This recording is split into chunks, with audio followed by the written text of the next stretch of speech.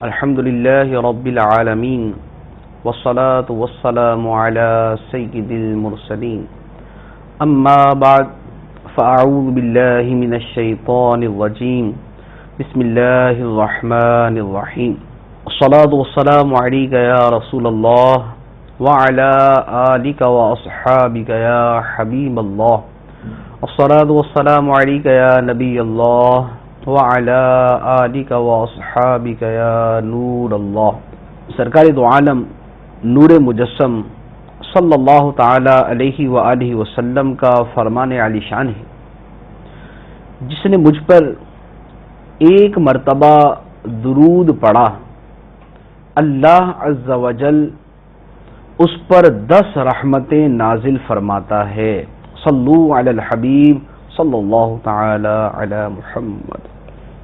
فیضان قرآن کے سلسلے میں آج سورہ بقرہ کے تیسرے رکوع کی تفسیر انشاءاللہ عز و جل ہم سنیں گے۔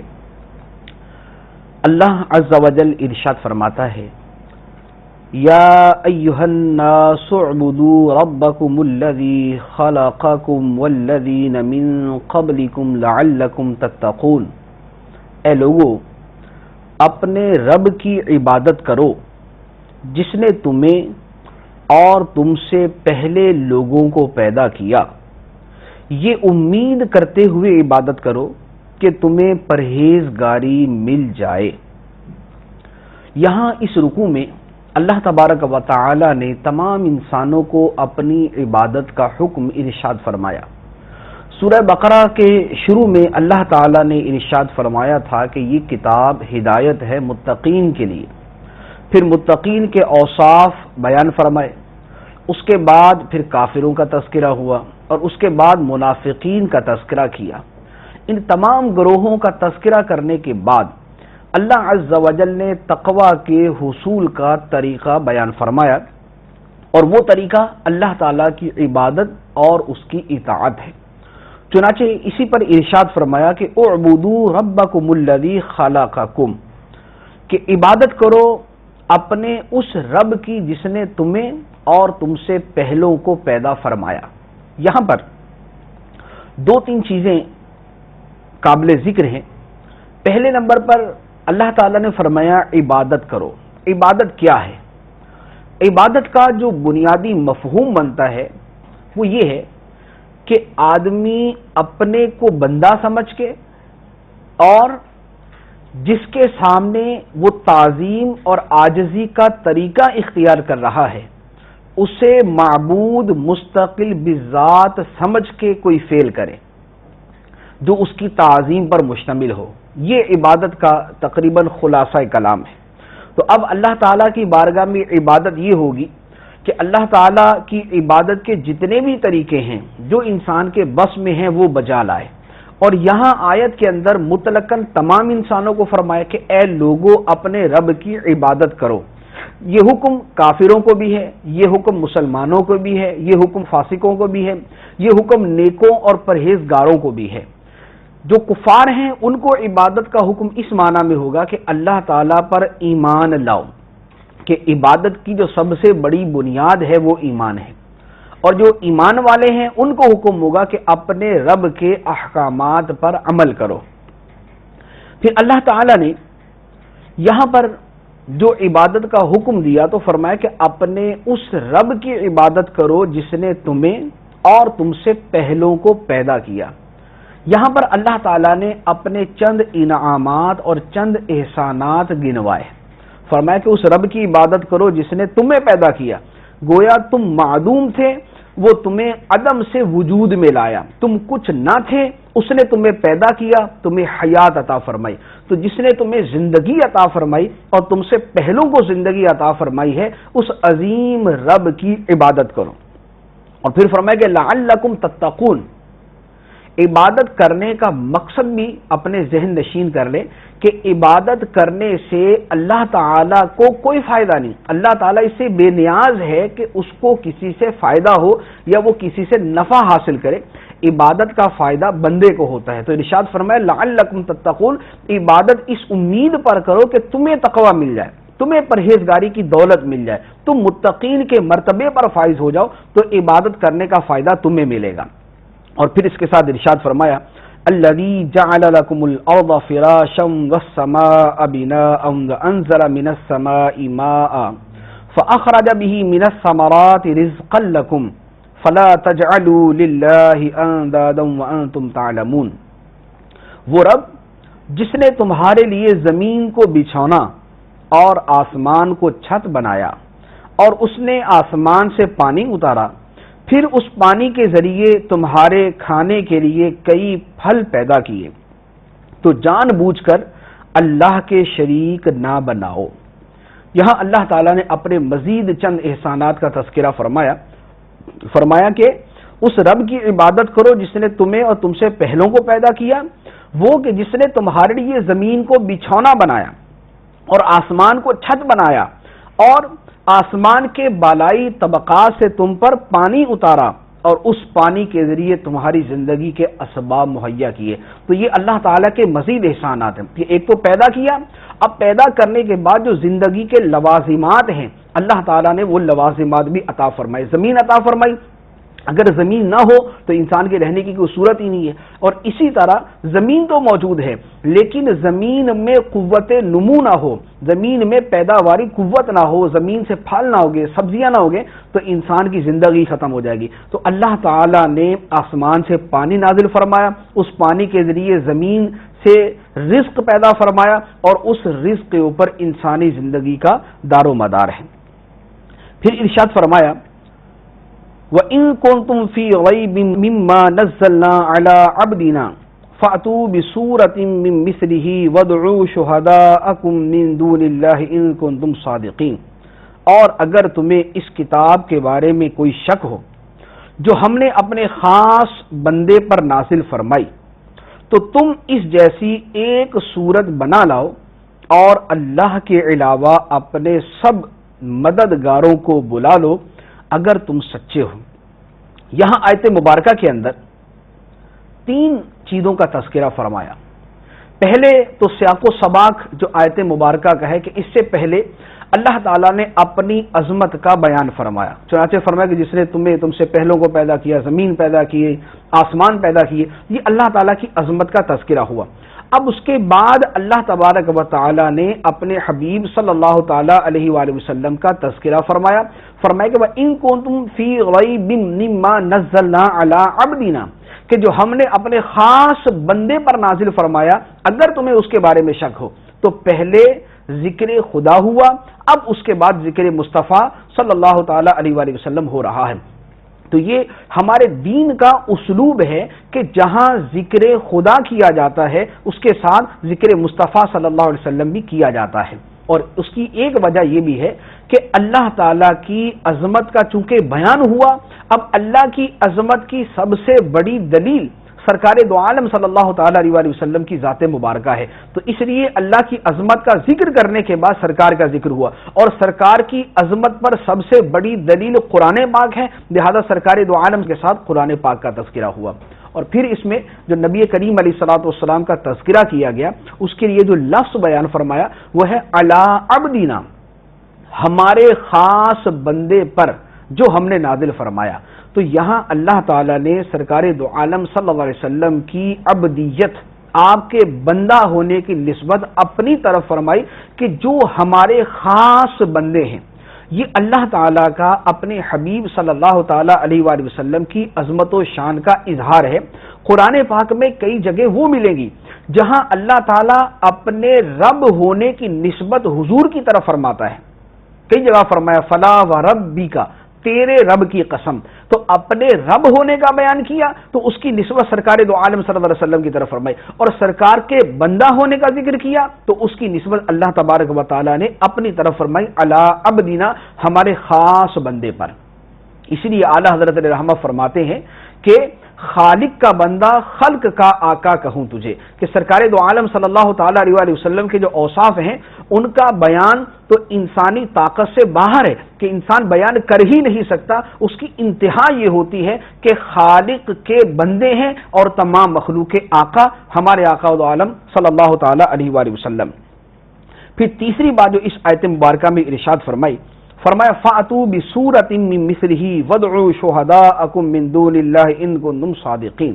اگر تمہیں اس قرآن کے بارے میں شک ہے، تم یہ سمجھتے ہو کہ یہ قرآن اللہ کا کلام نہیں ہے بلکہ محمد مصطفیٰ صلی اللہ تعالی علیہ وآلہ وسلم اسے خود بنا کے لے آئے ہیں یا کسی اور کے پاس سے لے ہیں، اگر اللہ کا کلام نہیں سمجھتے اور اس کو کسی بشر کا کلام سمجھتے ہو، کسی انسان کا کلام سمجھتے ہو، تو فَأْتُوا بِسُورَةٍ مِّن مِّثْلِهِ، تو اس جیسی ایک سورت تم بھی بنا کے لے آؤ۔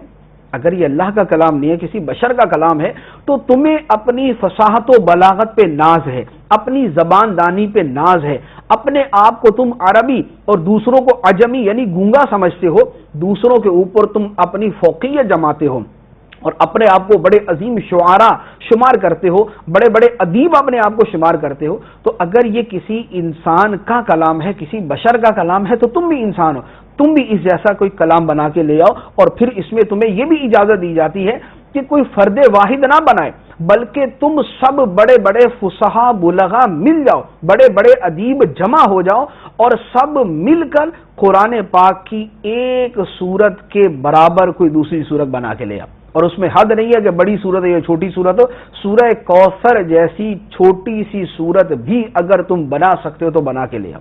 لیکن اللہ تبارک و تعالیٰ نے خود ارشاد فرمایا فَإِن لَّمْ تَفْعَلُوا وَلَن تَفْعَلُوا فَاتَّقُوا النَّارَ الَّتِي وَقُودُهَا النَّاسُ وَالْحِجَارَةُ أُعِدَّتْ لِلْكَافِرِينَ۔ فرمایا کہ پھر اگر تم یہ نہ کر سکو اور ہم فرمائے دیتے ہیں کہ تم ہرگز نہ کر سکو گے، تو اس آگ سے ڈرو جس کا ایندھن آدمی اور پتھر ہیں، وہ کافروں کے لیے تیار کی گئی ہے۔ اللہ تبارک و تعالیٰ نے خود ارشاد فرما دیا کہ اگر تم نہ کر سکو اور ہم کہہ دیتے ہیں، ہم فرمائے دیتے ہیں کہ تم یہ نہ کر سکو گے، اگرچہ سب لوگ جمع ہو کر قرآن پاک کی ایک سورت کی مثل بنانے کے لیے کوشش کریں تو ایک سورت بھی نہیں بنا سکتے۔ تو فرمایا کہ جب قرآن پاک کا معارضہ اور مقابلہ نہیں کر سکتے تو فَاتَّقُوا النَّارَ الَّتِي وَقُودُهَا النَّاسُ وَالْحِجَارَةُ، تو اس آگ سے ڈرو جس کا ایندھن آدمی اور پتھر ہے۔ تو قرآن پاک کی مثل لانا یہ مخلوق کے لیے ممکن نہیں، کسی انسان کے بس میں نہیں، کسی جن کی طاقت میں نہیں کہ قرآن پاک جیسی ایک سورت لے آئے، بلکہ اللہ تبارک و تعالیٰ نے ایک اور جگہ پہ فرمایا کہ قرآن پاک جیسی 10 سورتیں بنا کے لے آ۔ تو قرآن پاک جیسی ایک سورت، قرآن پاک جیسی 10 صورتیں یا قرآن پاک جیسی چند آیتیں بنانا بھی کسی انسان کے بس میں نہیں۔ بہت سارے لوگ ہیں جنہوں نے قرآن پاک کا مقابلہ کرنے کی کوشش کی، قرآن پاک کی صورتوں جیسی صورتیں بنانے کی کوشش کی، لیکن نتیجہ کیا نکلا کہ بڑے بڑے فصیح لوگوں کے بارے میں روایات میں موجود ہیں کہ قرآن پاک جیسی ایک صورت بنانے کے لیے کوشش کرتے، ایک دن صورت لکھتے کوئی چھوٹی سی 3-4 آیتوں پر مشتمل، پھر اگلے دن جب قرآن پاک کی اس صورت کے ساتھ اس کو ملا کر دیکھتے تو خود ہی کہہ دیتے کہ نہیں قرآن پاک کا مقابلہ نہیں ہوا، پھر اگلے دن کوشش کرتے، پھر اگلے دن کوشش کرتے، 6 مہینے گزر جاتے اور 6 مہینے کے بعد یہ کہہ کر قلم چھوڑ دیتے کہ اس قرآن کی مثل لکھنا ہمارے بس میں نہیں، ہماری طاقت میں نہیں۔ اس وقت دنیا کے اندر اسلام کے کتنے دشمن، مسلمانوں کے کتنے دشمن، قرآن پر اعتراض کرنے والے کتنے لوگ موجود ہیں، ان سب کے اعتراضات، ان سب کی مخالفتیں، ان سب کے معارضے اپنی جگہ اسلام اور قرآن کی حقانیت پہ صرف اتنی دلیل کافی ہے کہ اگر تمہیں اسلام پر اعتراض ہے، تم اسے صحیح نہیں سمجھتے، قرآن کو صحیح نہیں سمجھتے، تو ٹھیک ہے اس جیسی کوئی ایک صورت ہی بنا کے لے آؤ۔ قرآن پاک نے کتنا کھلا چیلنج دیا ہے، اگر اس جیسی ایک صورت بنا کے لے آؤ گے تو تمہارا مدعا ثابت ہو جائے گا، لیکن اس کے باوجود پوری دنیا میں نہ کوئی اس کی کوشش کرتا ہے اور نہ کوئی اس کی کوشش کر سکتا ہے، اور اگر کرے گا تو اس میں کسی بھی صورت کامیاب نہیں ہو سکتا۔ آیت مبارکہ میں فرمایا فَاتَّقُوا النَّارَ الَّتِي وَقُودُهَا النَّاسُ وَالْحِجَارَةُ، اس آگ سے ڈرو جس کا ایندھن آدمی اور پتھر ہیں۔ آدمی تو جہنم کا ایندھن ہے اس طور پہ کہ جو مشرکین ہیں، جو کافرین ہیں، وہ جہنم میں جائیں گے، پتھر جو جہنم کا ایندھن بنیں گے۔ ان پتھروں سے مراد وہ بت ہیں کہ جن کی مشرکین عبادت کیا کرتے تھے۔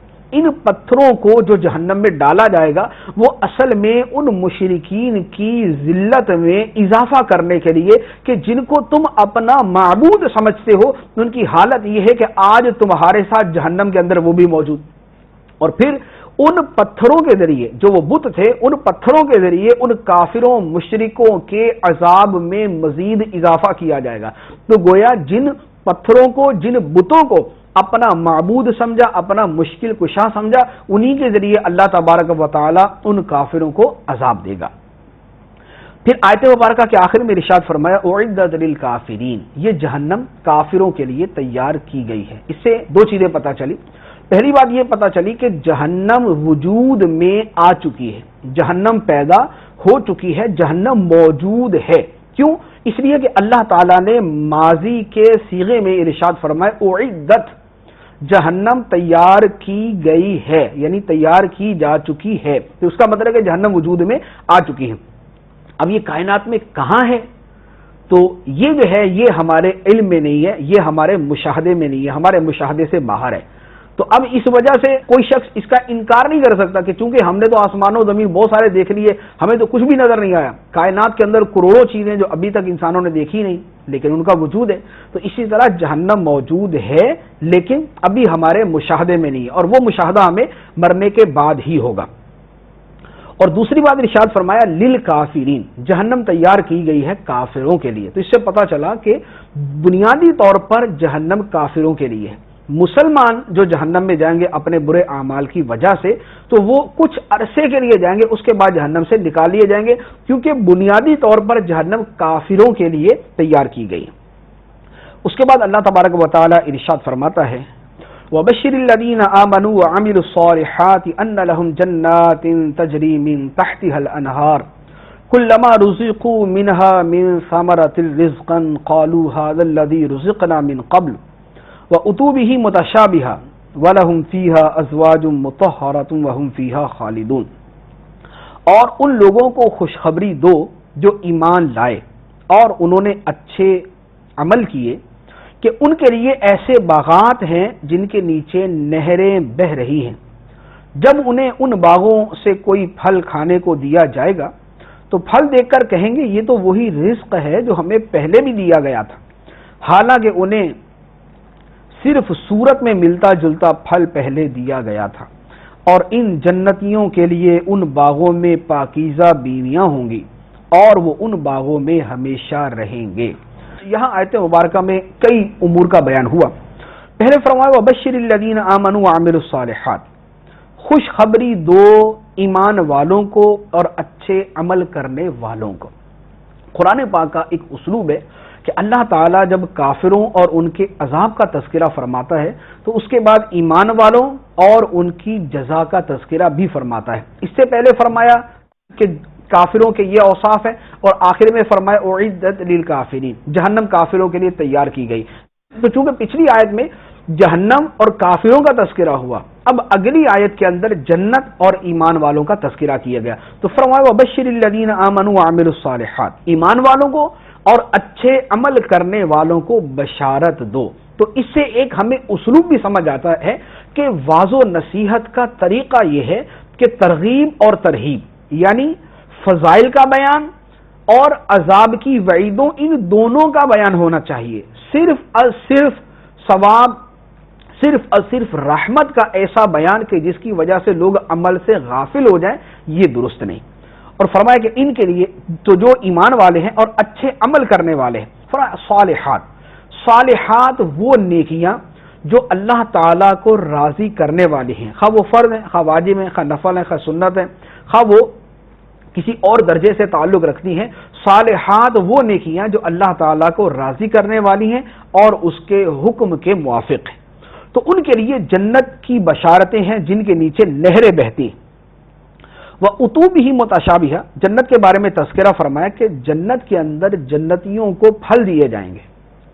اب وہ پھل کے بارے میں دو تفسیریں ذکر کی گئی ہیں کہ پہلے پھل دیا جائے گا، جب دوبارہ پھل دیا جائے گا تو وہ دوبارہ ملنے والا پھل پہلے پھل سے ملتا جلتا ہوگا، لیکن جب جنتی وہ پھل کھائیں گے تو اس کی لذت اور اس کا ذائقہ پہلے سے مختلف ہوگا اور پہلے سے بڑھ کے ہوگا۔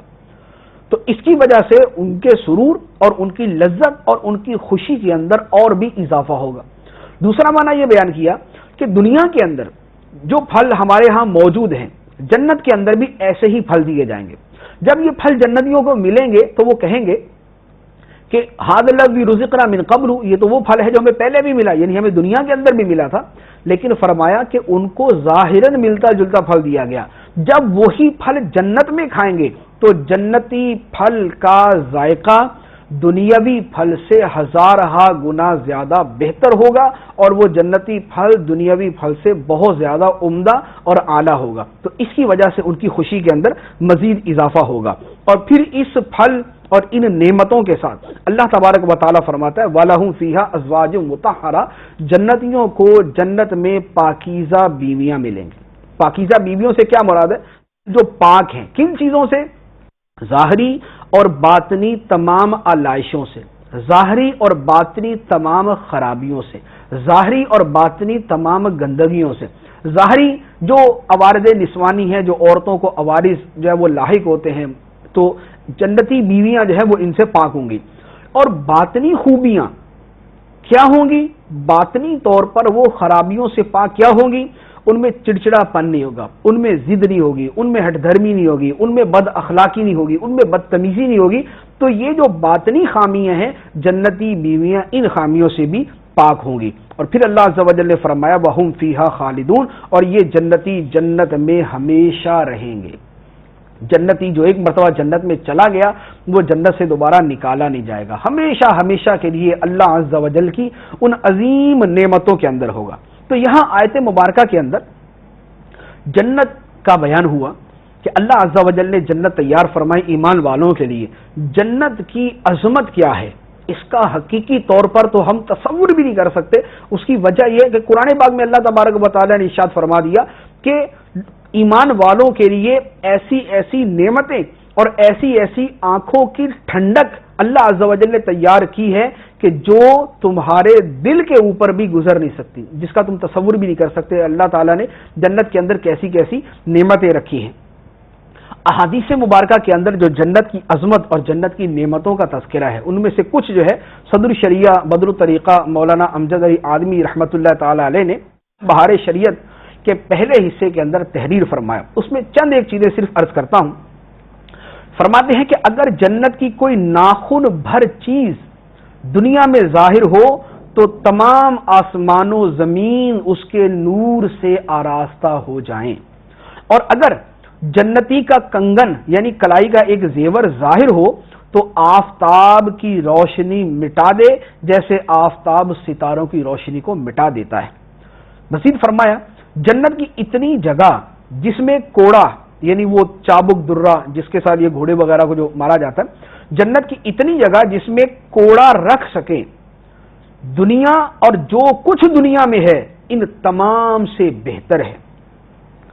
پھر فرمایا کہ جنت کی دیواریں سونے اور چاندی کی اینٹوں کی اور مشک کے گارے سے بنی ہوں گی، یعنی پانی کی بجائے اس میں مشک ہوگا، مٹی کی جگہ اور پانی کی جگہ اس میں مشک ہوگا، اور اس کی اینٹیں جو ہیں وہ سونے اور چاندی کی بنی ہوں گی۔ جنتیوں کو جنت میں ہر قسم کے لذیذ سے لذیذ کھانے ملیں گے، جو چاہیں گے فوراً ان کے سامنے موجود ہوگا۔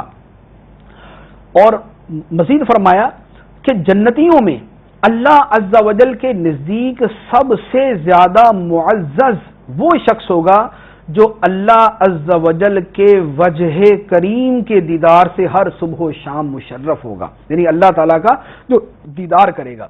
اور جب جنتی جنت میں جا چکے ہوں گے، حدیث مبارک ہے، اللہ عز و جل ان سے فرمائے گا کہ اے جنتیوں کیا کچھ اور بھی چاہتے ہو جو میں تم کو عطا کروں؟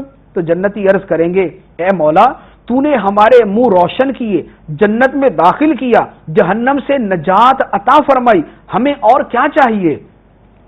اس وقت اللہ عز و جل وہ پردہ جو مخلوق پر تھا اسے اٹھا دے گا اور جنتیوں کو اللہ عز و جل کا دیدار نصیب ہوگا۔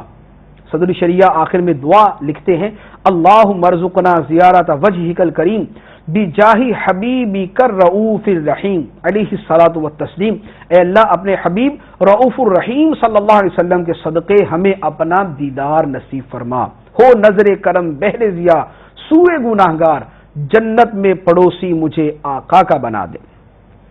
اس کے بعد اللہ عز و جل مزید قرآن پاک میں ارشاد فرماتا ہے ان اللہ لا یستحیی ان یضرب مثلا ما بعوضۃ فما فوقها فاما الذین آمنوا فیعلمون انه الحق من ربهم واما الذین کفروا فیقولون ماذا اراد اللہ بهذا مثلا یضل به کثیرا ویہدی به کثیرا وما یضل به الا الفاسقین۔ بے شک اللہ اس سے حیا نہیں فرماتا کہ مثال سمجھانے کے لیے کیسی ہی چیز کا ذکر فرمائے، مچھر ہو یا اسے بڑھ کر۔ بہرحال ایمان والے تو جانتے ہیں کہ یہ ان کے رب کی طرف سے حق ہے، اور جو کافر ہیں وہ کہتے ہیں اس مثال سے اللہ کی مراد کیا ہے؟ اللہ بہت سے لوگوں کو اس کے ذریعے گمراہ کرتا ہے اور بہت سے لوگوں کو ہدایت عطا فرماتا ہے، اور وہ اس کے ذریعے صرف نافرمانوں ہی کو گمراہ کرتا ہے۔ یہاں آیت مبارکہ میں بہت سارے امور بیان فرمائے۔ پہلے فرمایا ان اللہ لا یستحیی، بے شک اللہ اس سے حیا نہیں فرماتا کہ سمجھانے کے لیے کوئی مثال بیان فرمائے، مچھر کی ہو یا اس سے بھی کمتر کسی چیز کی۔ اس کے شان نزول کے بارے میں علماء کرام نے دو قول بیان فرمائے۔ ایک قول تو یہ بیان کیا کہ اللہ تعالیٰ نے منافقین کی مثال دی، جو ابھی ہم پچھلے رکوع کے اندر سن کر آئے ہیں کہ اللہ تعالیٰ نے بارش کی اور آگ جلانے والوں کی جو مثالیں بیان فرمائی ہیں، تو جب منافقین کے لیے یہ مثالیں بیان کی گئیں تو اس کے اوپر منافقین نے اعتراض کیا کہ اللہ کی شان سے بعید ہے کہ اللہ تعالیٰ مثالیں بیان کرے۔ اور ایک قول یہ ہے کہ جب اللہ تعالیٰ نے مشرکین کے جھوٹے معبودوں کی کمزوری اور ضعف کا بیان مکڑی کے ساتھ کیا کہ مکڑی کے جالے کی طرح ان کی کمزوری ہے، تو اس پر کفار نے اعتراض کیا کہ اللہ تعالیٰ کی شان سے بعید ہے کہ وہ مکھیوں، مچھروں اور مکڑیوں کا تذکرہ کرے۔ تو اس کے جواب میں اللہ تبارک و تعالیٰ نے ارشاد فرمایا کہ اللہ تعالیٰ اس بات سے حیا نہیں فرماتا کہ سمجھانے کے لیے وہ کیا چیز بیان فرمائے، جیسی چیز ہے ویسی بیان کی جائے گی۔ لازمی بات ہے کہ اگر حقیر چیز کا بیان کریں گے تو اس کے لیے ہاتھی کی مثال تو نہیں دیں گے، چھوٹی چیز کا بیان ہے تو سمجھانے کے لیے مثال بھی چھوٹی چیز کی دی جائے گی۔ اگر حق کا بیان ہے تو مثال نور کے ساتھ دی جائے گی، اور اگر ظلم اور باطل کا بیان ہے تو اس کی مثال تاریکی کے ساتھ دی جائے گی۔ اگر کسی کی عظمت بیان کرنی ہے تو مثال بڑی شے کے ساتھ دی جائے گی، اور اگر کسی کی حقارت بیان کرنی ہے تو مثال مکھی مچھر کے ساتھ دی جائے گی۔ حقارت بیان کرنی ہے تو سونے اور ریشم کے ساتھ تو مثال نہیں بیان فرمائیں گے۔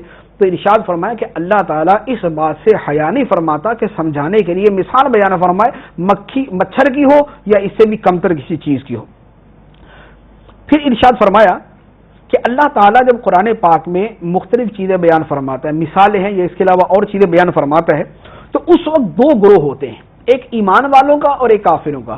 ایمان والوں کی شان یہ ہے کہ جب اللہ عز و جل کی طرف سے کوئی شے ان کے پاس آتی ہے تو وہ اس پر اعتراض نہیں کرتے، وہ اس کے بارے میں ایسی باریکیاں تلاش نہیں کرتے کہ جو اعتراض کی بنیاد بنے، بلکہ وہ یہ کہتے ہیں کہ ہمیں اتنا پتا ہے کہ یہ چیز اللہ عز و جل کی طرف سے ہے، جب یہ اللہ کی طرف سے ہے تو یہ حق ہے، یہ درست ہے، یہ سچ ہے، یہ صحیح ہے۔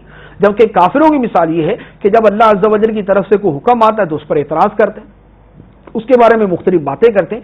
تو اس سے ان لوگوں کو درس حاصل کرنا چاہیے اور ہمیں یہ سمجھ لینا چاہیے کہ ہمارا کام یہ نہیں کہ اللہ عز و جل کی طرف سے کوئی حکم ہے قرآن میں، حدیث میں، یا فقہائے کرام قرآن و حدیث سے مستنبط کر کے کوئی حکم بیان کرے تو اس پر اعتراض شروع کر دے کہ یہ تو ہماری عقل میں آتا نہیں، یہ تو فضول ہے، یا معاذ اللہ غلط ہے، یا اس کے اندر یہ اعتراض بنتا ہے۔ نہیں، مسلمان کا کام یہ ہے کہ وہ دوسروں سے مرعوب ہو کر، کافروں کے اعتراضات سے مرعوب ہو کر وہ قرآن حدیث اور دین اسلام پر اعتراض کرنا شروع نہ کر دے، بلکہ قرآن حدیث پر ایمان رکھے، اسلام پر ایمان رکھے اور ان کے دفاع کی کوشش کرے۔ تو ایمان والے کون؟ فرمایا فَأَمَّا الَّذِينَ آمَنُوا فَيَعْلَمُونَ أَنَّهُ الْحَقُّ مِنْ رَبِّهِمْ، جو ایمان والے ہیں وہ جانتے ہیں کہ یہ ان کے رب کی طرف سے حق ہے۔ وَأَمَّا الَّذِينَ كَفَرُوا فَيَقُولُونَ مَاذَا أَرَادَ اللَّهُ بِهَذَا مَثَلًا، جو کافر ہیں وہ کہتے ہیں کہ اللہ تعالیٰ نے پتہ نہیں کیا مراد لیا اس مثال سے۔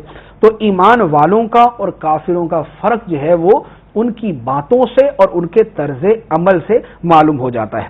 پھر مزید فرمائے يُضِلُّ بِهِ كَثِيرًا وَيَهْدِي بِهِ كَثِيرًا، اللہ تعالیٰ اس قرآن کے ذریعے بہت سے لوگوں کو ہدایت دیتا ہے اور بہت سے لوگوں کو گمراہ کرتا ہے۔ تو اس سے پتہ چلا کہ قرآن پاک جو شخص قرآن پاک پڑھتا ہے یا جو بہت زیادہ قرآن پاک بیان کرتا ہے تو اس کا یہ مطلب نہیں ہے کہ یہ حق کے اوپر ہے، بہت سارے لوگوں کو جو ہے یہ بھی شبہ ہوتا ہے کہ کسی جو ہے خطیب کو، کسی واعظ کو یا کسی جو ہے وہ گروہ کو بہت قرآن پاک پڑھتے ہوئے دیکھے تو سمجھتے ہیں یار یہ حق پہ ہیں، کیوں؟ اس لیے کہ بڑا قرآن پڑھتے ہیں، صبح فجر کے بعد قرآن پڑھ رہے ہیں، واضح و نصیحت کر رہے ہیں، قرآن کی آیتیں پڑھ رہے ہیں، ڈھیروں ڈھیر قرآن پاک پڑھ رہے ہیں، تو لہٰذا یہ سچے ہوں گے۔ نہیں، قرآن پاک کثرت سے پڑھنے والا سچا بھی ہو یہ کوئی ضروری نہیں ہے۔ سچا وہ ہے کہ جو حدیث، صحابہ کرام، تابعین، بزرگان دین کی سمجھ کے مطابق قرآن پڑھتا اور سمجھتا ہے۔ صرف قرآن پاک کثرت سے پڑھنا اگر حق ہونے کی علامت ہوتی تو وہ لوگ کہ جو حدیث کے منکر ہیں وہ تو پڑھتے ہی قرآن ہے، تو وہ تو صرف قرآن پڑھے، تو اس کا مطلب کیا کہ وہ حق میں ہو گئے؟ نہیں، جو سرکار دو عالم کی حدیث کا انکار کرنے والا ہے یا جو عظمت انبیاء کا انکار کرنے والا ہے، جو اولیاء کی شان کا انکار کرنے والا ہے، جو بتوں کی آیتیں انبیاء و صالحین پر منطبق کرنے والا ہے، جو مسلمانوں پر وہ آیتیں چسپاں کرتا ہے جو کافروں کے بارے میں نازل ہوئی ہیں، تو یہ اگرچہ کتنا ہی قرآن پاک پڑھنے والا ہو، یہ بندہ یضل بہ کثیرہ کے اندر آتا ہے کہ یہ وہ ہے کہ جس کو اللہ تعالیٰ نے اسی قرآن کے ذریعے گمراہ کر دیا۔ تو اس لیے بہت زیادہ قرآن پاک بیان کرنا جو ہے یہ کوئی حق ہونے کی علامت نہیں۔ ہاں، صحیح بیان کرنا حق ہونے کی علامت ہے، خواہ قرآن پاک کی ایک ہی آیت بیان فرمائے۔ پھر فرمائے وما یضل بہ الا الفاسقین، اور اللہ تعالیٰ اس قرآن کے ذریعے، اس کے ذریعے صرف نافرمانوں ہی کو گمراہ کرتا ہے۔ یہاں فاسق کا لفظ بیان فرمایا۔ فاسق تین طرح کا ہوتا ہے۔ ایک فاسق کی قسم ہے، فسق کا ایک درجہ ہے تغابی۔ تغابی کا مطلب ہوتا ہے کہ آدمی اتفاقیہ کبیرہ گناہ کر رہے اور اس کو برا سمجھتا ہو۔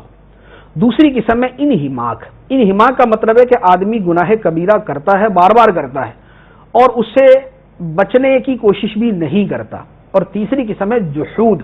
جحود کا معنی یہ ہوتا ہے کہ گناہ کبیرہ جو قطعی یقینی ہے اس کو اچھا سمجھ کر، یعنی اس کی حرمت کا انکار کر کے اس کو اچھا سمجھ کر جو ہے وہ عمل کرتا ہے۔ یہ تیسرا شخص کہ جو حرام قطعی کو حلال سمجھ کے کرتا ہے، یہ شخص دائرہ اسلام سے خارج ہو جاتا ہے۔ پھر اللہ تبارک و تعالی نے ارشاد فرمایا الذین ینقضون عہد اللہ من بعد میثاقہ ویقطعون ما امر اللہ بہ ان یوصل ویفسدون فی الارض اولئک هم الخاسرون، وہ لوگ جو اللہ کے وعدے کو پختہ ہونے کے بعد توڑ ڈالتے ہیں اور اس چیز کو کاٹتے ہیں جس کے جوڑنے کا اللہ نے حکم دیا اور زمین میں فساد پھیلاتے ہیں، تو یہی لوگ نقصان اٹھانے والے ہیں۔ یہاں آیت مبارکہ میں تین چیزیں بیان فرمائی۔ پہلا بیان فرمایا کہ اللہ کے وعدے توڑتے ہیں۔ دوسری بات بیان فرمائی جس چیز کو جوڑنے کا اللہ نے حکم دیا اسے توڑتے ہیں۔ اور تیسری چیز بیان فرمائی زمین میں فساد برپا کرتے ہیں۔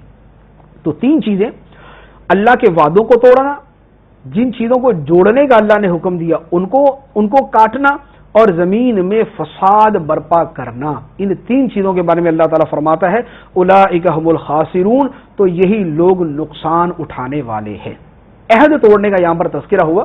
یہاں عہد کون سا مراد ہے؟ تو مفسرین کرام فرماتے ہیں کہ اللہ تعالیٰ نے گزشتہ آسمانی کتابوں میں جو عہد لیا تھا کہ سب لوگ سرکار دو عالم صلی اللہ تعالی علیہ وسلم پر ایمان لائیں گے، یہ جو عہد لیا تھا اس عہد کی خلاف ورزی کرنا، یعنی نبی کریم صلی اللہ تعالی علیہ وسلم پر ایمان نہ لانا، یہ اس عہد کو توڑنا ہے۔